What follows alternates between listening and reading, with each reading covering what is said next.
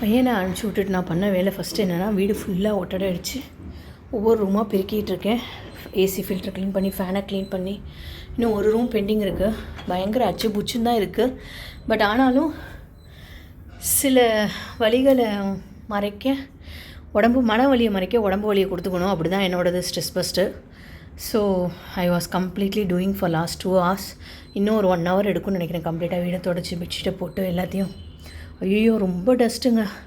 வயசான காலத்துலையாவது எங்கேயாவது கொஞ்சம் பொல்யூஷன் இல்லாத இடத்துல வாழணும்னு ஆசையாக இருக்குது. பொண்ணு ரூம் தான் அடுத்து கடைசியாக இருக்குது, கை வைக்க போகிறேன். மலைப்பாக தான் இருக்குது, பட் ஆனாலும் பண்ணி தான் ஆகணும். செம்ம சளி பிடிச்சிருச்சுங்க. ஃபஸ்ட்டு இந்த கார்ப்பரேட்டில் வேலை பண்ணுற பசங்க ரூமெல்லாம் க்ளீன் பண்ணி கொடுக்கறதுக்குள்ளே ஐயோ. க்ளீன் பண்ணி முடித்த வீடு எப்படி இருக்குது பாருங்கள். ஜன்னலாமும் திறந்து வச்சுருக்கேன் நான். ஆனால் எனக்கு புரியாத ஒரு விஷயம் என்னென்னாங்க, இவ்வளோ ரெண்டும் கொடுத்துட்டு நான் வீட்டில் இருக்கேனா ரோட்டில் இருக்கேனானே எனக்கு தெரியாத அளவுக்கு டஸ்ட்டு உள்ளே வந்துக்கிட்டே இருக்குது. டெய்லி க்ளீன் பண்ணாலும் மெட்ரோ சிட்டிஸோட ஒரு பெரிய டிஸ்அட்வான்டேஜஸ் இது. ஸோ உடம்புக்கு மட்டும் குளித்தா பத்தாது, தலைக்கும் குளித்து எல்லாம் முடித்து தோசையை போட்டு காஃபியும் சூடாக கலந்து உட்காந்து நிதானமாக சாப்பிட்டேன்.